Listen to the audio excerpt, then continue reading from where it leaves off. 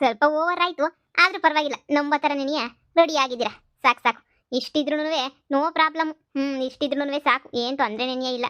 ಚೆನ್ನಾಗಿ ನೆನೆಯ ರೆಡಿ ಆಗಿದ್ದೀರಲ್ಲ. ನೋಡು, ನಿಂಗೆ ನಾನು ಹೇಳಿದ್ದೆಲ್ಲ ನೆನಪೈತಾನೆ, ಏನು ಮರ್ತಿಲ್ಲ ತಾನೆ?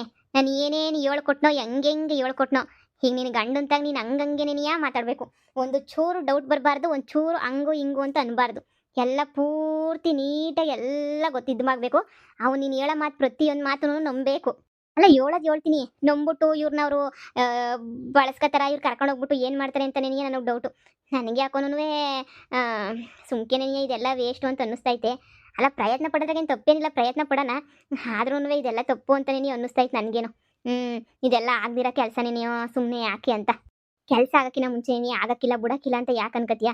ಕೆಲಸ ಆಗೋದಕ್ಕಿಂತ ಮುಂಚೆನೇ ನೀವು ಅನ್ಕೊಂಡ್ರೆ ಹೆಂಗೆ ಹೇಳು? ಆಗ್ತೈತೆ. ನಿಜವಾಗೂ ಮನ್ಸಾಗ ಭರವಸೆ ಇಕ್ಕಬೇಕಷ್ಟೇ. ಭರವಸೆ ಇಕ್ಕೊಂಡ್ರೆ ಎಲ್ಲ ಆಗೋದು. ಸರಿ ಆಯಿತು, ನೀವು ಹೇಳ್ದಂಗೆ ಏನೇ ಮಾಡ್ತೀನಿ. ನೋಡೋಣ ಏನಾಯ್ತದೆ ಅಂತ ಹೇಳಿ. ನೋಡೋಣ ಇರು. ನೋಡಿ, ನೀವು ಅಷ್ಟೇ ಜಾಸ್ತಿ ಓವರ್ ಆ್ಯಕ್ಟಿಂಗ್ ಮಾಡೋಕೆ ಹೋಗ್ಬಿಡಿ. ಸ್ವಲ್ಪನಾದರೂ ಕ್ಲೀನಾಗಿ ಆ್ಯಕ್ಟಿಂಗ್ ಮಾಡಿ. ಜಾಸ್ತಿ ಓವರಾಗಿ ಏನಾರು ಆ್ಯಕ್ಟಿಂಗ್ ಮಾಡೋಕ್ಕೆ ಅಂತ ಹೇಳ್ಬಿಟ್ಟು ಹೋಗ್ಬಿಟ್ಟೆ ಎಲ್ಲ ಸಿಗಾಕೊಂಬಿಟ್ಟು ಎಲ್ಲ ಡೌಟ್ ಬಂದುಬಿಡ್ತೈತೆ. ಆದರೆ ನೀವು ಸ್ವಲ್ಪ ನೋಡ್ಕೊಂಡು ಮ್ಯಾನೇಜ್ ಮಾಡ್ಬಿಟ್ಟು ಮಾಡಿ, ಸರಿನಾ? ಇವಳೇನು ಮಾಡ್ತಾಳೆ ಅದನ್ನೇ ಹೊಸಿ ನೋಡ್ಕೊಂಡು ಮ್ಯಾನೇಜ್ ಮಾಡಿ. ನೋಡಿ, ನಿಮ್ಮಿಂದ ನಮಗೆ ಬಹಳ ದೊಡ್ಡ ಇದೇ ಆಗಬೇಕು, ನಮಗೆ ಅಂದರೆ ಉಪಕಾರನೇ ಆಗಬೇಕು. ನಿಮಗೂ ಸಹಾಯ ಮಾಡ್ತೀನಿ ಅಂತ ಹೇಳಿದ್ವಲ್ಲ, ನಿಮಗೂ ಹೊಸಿ ಕಾಸೆಲ್ಲ ಕೊಡ್ತೀವಿ, ಸರಿನಾ? ಇದೊಂದು ಸಹಾಯ ಮಾಡಿಕೊಟ್ಬಿಡಿ ಸಾಕು. ಮಾಡ್ಕೊಡಕ್ಕಿಲ್ಲ ಅಂತ ಹೇಳಿದ್ನ, ಮಾಡ್ಕೊಟ್ಟೇ ಕೊಡ್ತೀನಿ ಪುಡಿ. ನಿನ್ನ ಗಂಡಂಗೆ ಫೋನ್ ಹಾಕಿದ್ದ? ನಿನ್ನ ಗಂಡ ಏನಾರ ಬಂದವನಾ? ಹಾಂ, ನನ್ನ ಗಂಡ ಬತ್ತೀನಿ ಅಂತ ಹೇಳ್ದ. ಬತ್ತೀನಿ ಇರು ಒಂದು ನಿಮಿಷ ಅಂತ ಹೇಳ್ಬಿಟ್ಟು. ನೋಡೋಣ, ಬತ್ತನ್ ಬರದೆ ಇನ್ನೆಲ್ಲೋಯ್ತ. ನಾನು ಕರ್ದಾಗ ಬತ್ತಾನ ಅಷ್ಟೇನಿಯ. ಪ್ರೀತಿಯಿಂದ ಅಂತೂ ಏನು ಬರೋದು ಇಲ್ಲ, ಮಾಡೋದೇ ಇಲ್ಲ, ಅದೆಲ್ಲ ಗೊತ್ತಿರೋದೇನಿಯ. ಆದ್ರೂ ನೋಡೋಣ. ನಮ್ಮ ಕೆಲಸ ಅಲ್ವಾ ಆಗಬೇಕಿರೋದು. ನಮ್ಮ ಕೆಲಸ ಆಗ್ಬೇಕಾದ್ರೆ ಸ್ವಲ್ಪ ತಾಳ್ಮೆಯಿಂದ ಕಾಯಲೇಬೇಕು. ಎಲ್ಲ ಒಳ್ಳೇದೇನೇ ಆಯ್ತದೆ. ನೀನು ಹುಷಾರು. ಹೇಳ್ಕೊಟ್ರದೇನು ಮಿಸ್ ಮಾಡಬೇಡ, ಹೋಗಿ ಹೇಳು, ಸರಿನಾ? ಅದು ಇದು ಅಂತ ಅನ್ಬೇಡ. ಸರಿ ಆಯಿತು. ನನ್ನ ಗಂಡ ಬತ್ತಾವನೇ, ಚೆನ್ನಾಗಿ ಆ್ಯಕ್ಟಿಂಗ್ ಮಾಡಿ. ಅವನೇ ಸಾಮಾನ್ಯ ಅನ್ಕೋಬೇಡಿ, ಸಖತ್ ಬುದ್ಧಿವಂತ, ಹೆಂಗೆ ಸಿಕ್ಕರಂಗೆ ಮಾಡ್ತಾನೆ. ಸ್ವಲ್ಪ ತಲೆ ಉಪಯೋಗಿಸ್ಬಿಟ್ಟು ಮಾತಾಡಿ. ಆಯ್ತು. ಏನೇ ಕರೆದಿದ್ದು? ಅಯ್ಯೋ, ಅದು ರೀ, ನಾನು ಮನೆ ತಗೋಬೇಕು ಅಂತ ಹೇಳ್ಬಿಟ್ಟು ಫಿಕ್ಸ್ ಆಗೋಗ್ಬಿಟ್ಟಿದ್ದೀನಿ. ನೋಡಿ, ನಮ್ಮ ದುಡ್ಡಿತ್ತಲ್ಲ, ನಿಮ್ಮ ದುಡ್ಡಂತೂ ಕಳ್ತನಾಗ ಹೊರಟೋಗ್ಬಿಡ್ತು. ನಮ್ಮ ದುಡ್ಡಿತ್ತಲ್ಲ, ಆ ದುಡ್ಡೆಲ್ಲ ನಾನು ಸುಮ್ಮನೆ ಯಾಕೆ ವೇಸ್ಟ್ ಆಗಬೇಕು, ಏನಕ್ಕೆ ತೊಂದರೆ ಆಗಬೇಕು, ಏನು ಪ್ರಾಬ್ಲಮ್ ಆಗಬೇಕು ಅಂತ ಹೇಳಿ ನಾನೇನೆ ನೋಡಿ ಇವ್ರನ್ನೇ ಇಟ್ಕೊಂಡ್ಬಂದಿದ್ದೀನಿ ನಾನು. ಸಿಕ್ಕವ್ರೆ ಒಳ್ಳೆ ಬಿಲ್ಡರ್ಸ್, ಗೊತ್ತೇನ್ರಿ? ಎಷ್ಟು ಕಡಿಮೆ ರೇಟಿಗೆ ಮನೆ ಕೊಡ್ತಾರೆ ಅಂದರೆ ನೀವು ನಂಬೋದೇ ಇಲ್ಲ.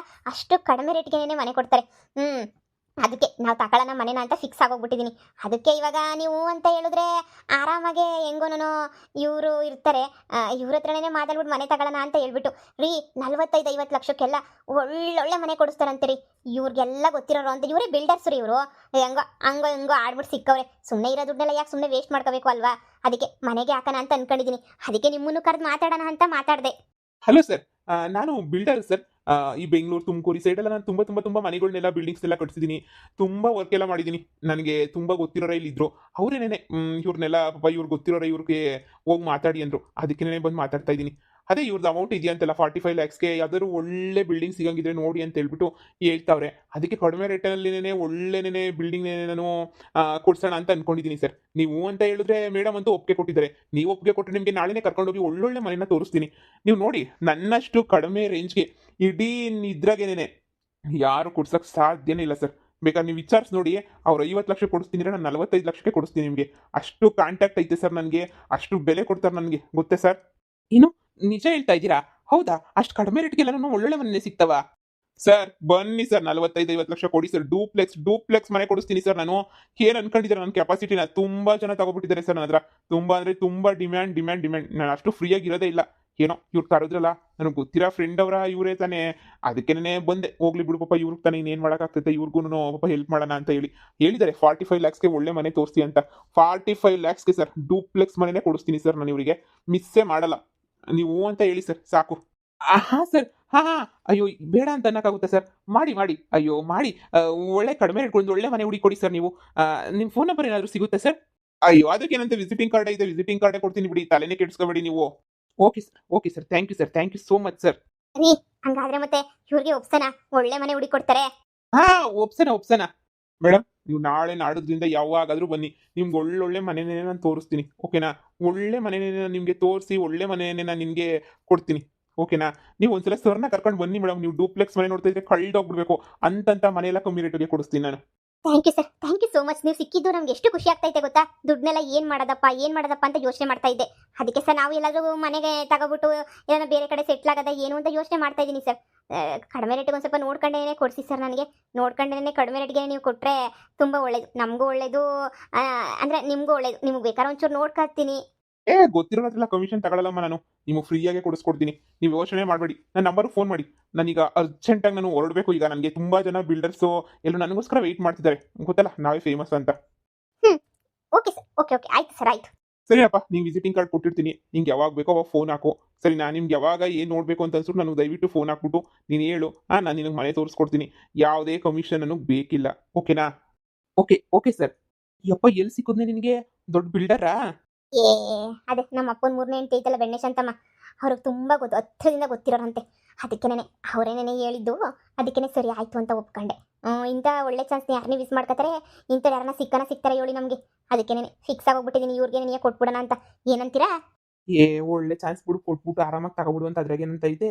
ನೀನು ಏನು ತಲೆ ಕೆಡ್ಸ್ಕೊಳಕ್ಕೆ ಹೋಗ್ಬೇಡ ನೀನು. ತಗೊಬಿಡು. ನನಗಂತೂ ಅಷ್ಟು ಕಡಿಮೆ ರೇಟಿಗೆ ಕೊಡಿಸ್ತಾನೆ ಅಂದರೆ ಭಾಳ ಅಂದರೆ ಭಾಳ ಖುಷಿಯಾಗೋಗ್ಬಿಟ್ಟೈತೆ.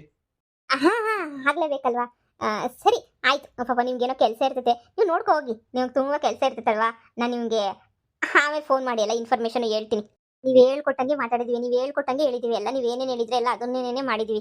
ಇನ್ನೇನು ಇಲ್ಲ, ಇನ್ನು ಹೇಳೋದು ಕೇಳೋದಿಲ್ಲ, ಎಲ್ಲ ಆಯ್ತು. ಇನ್ನು ನೋಡ್ತಾ ಇರು. ಅವನು ಇನ್ನು ಫೋನ್ ಮಾಡಿ ಇನ್ಫಾರ್ಮೇಷನ್ ಇದು ಮಾಡಲಿಲ್ಲ ಅಂತಂದರೆ ಕೇಳು. ನೀನು ನಂಬರೆಲ್ಲ ಕೊಟ್ಟಿದ್ಯಾ ತಾನೇ?